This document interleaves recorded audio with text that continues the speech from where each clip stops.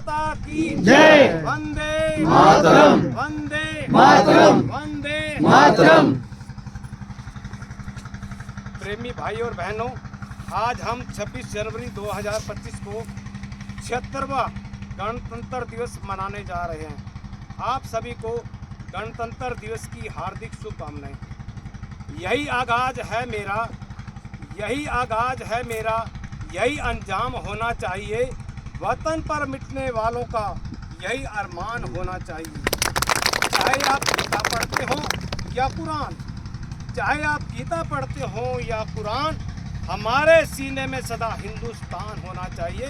हमारे सीने में सदा हिंदुस्तान होना चाहिए। हमारे सीने में सदा हिंदुस्तान होना चाहिए। सर्वप्रथम मैं संविधान निर्माताओं का और माँ भारती के चरणों में शत शत नमन करता हूँ, प्रणाम करता हूँ उन अमर शहीदों को जिन्होंने माँ भारती की आन बान और शान के लिए अपने प्राणों को भी बलिदान कर दिया। तिरंगा हमारी आन है, तिरंगा हमारी शान है, दुनिया में सबसे प्यारा हमारा हिंदुस्तान है।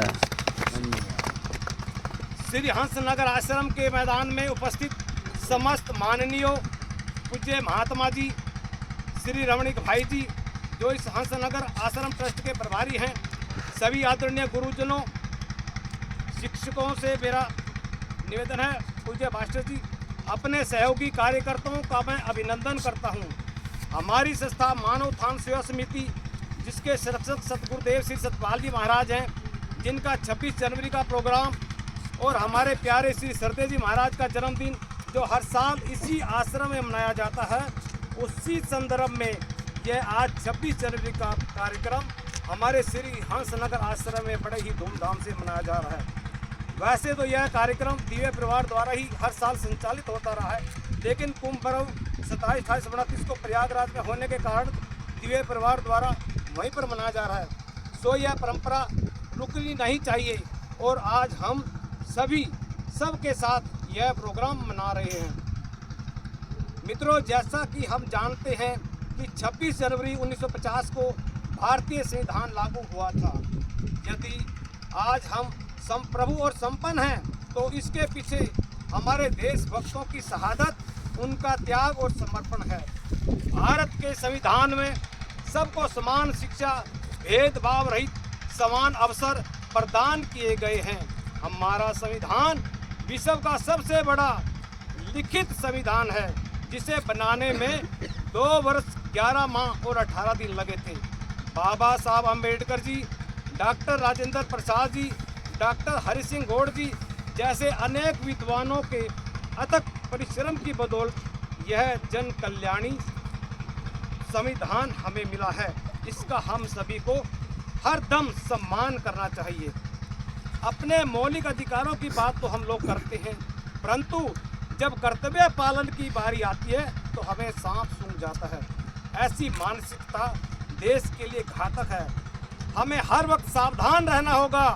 विदेशी फंडिंग से, पोषक आतंकवाद से, धर्मांतरण करती मिशनरियों से, हिस्सा फैलाती अफवाहों से, जातिवाद फैलाने वाले मक्कारों से और जिस थाली में खाते हैं उसी में छेद करने वाले गद्दारों से, तब कहीं जाकर हमारा गणतंत्र और लोकतंत्र महफूज और मजबूत रहेगा, सुरक्षित रहेगा।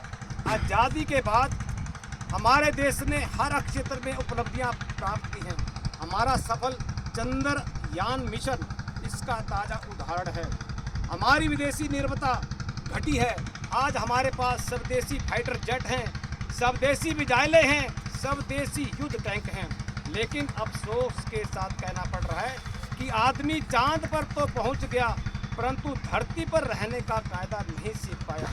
भ्रष्टाचार, आतंकवाद, प्रदूषण, हमारा जातिवाद में बंटना, भाई भाई में दुश्मनी, महिलावाद, छोटी छोटी बच्चों का शील हरण हमारी नीच मानसिकता को दर्शा रहा है। यह हमारे देश की तरक्की में रोड़ा बन रहा है, जिसका दुष्परिणाम रूस व यूक्रेन का खूनी युद्ध, हमास और इजराइल का विनाशकारी युद्ध का तांडव, यह सब हमारे सामने है।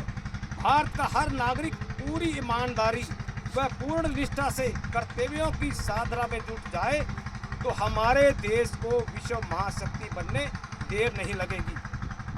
हमारे संत भी कहते हैं आग लगी आकाश में, झरझर पड़े अंगार, संत ना होते जगत में, जल मरता संसार।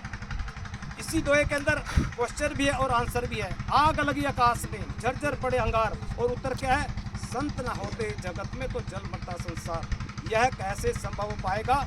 हमारे महापुरुष कहते हैं कि महाजनो येन गता से पंथा, अर्थात जिस रास्ते पर, धर्म के रास्ते पर हमारे महापुरुष चले, हमें भी उन्हीं का अनुसरण करना चाहिए। तो कौन कराएगा यह शुभ कार्य? आज के समय में पूज्य सतगुरुदेव श्री सतपाल जी महाराज जो एक मिशन लेकर के भारत विश्व गुरु कैसे बनेगा, सबको साथ लेकर के एक झंडे के नीचे, मानव धर्म के झंडे के नीचे आत्मज्ञान का प्रचार प्रसार कर रहे हैं। सारा दिव्य परिवार भी युग परिवर्तन के इस पुनीत कार्य में कदम से कदम मिलाकर के पूज्य सतगुरुदेव महाराज जी का साथ दे रहे हैं। लाखों प्रेमी भक्त भी भारत देश को विश्व गुरु बनाने में कदम से कदम मिलाकर के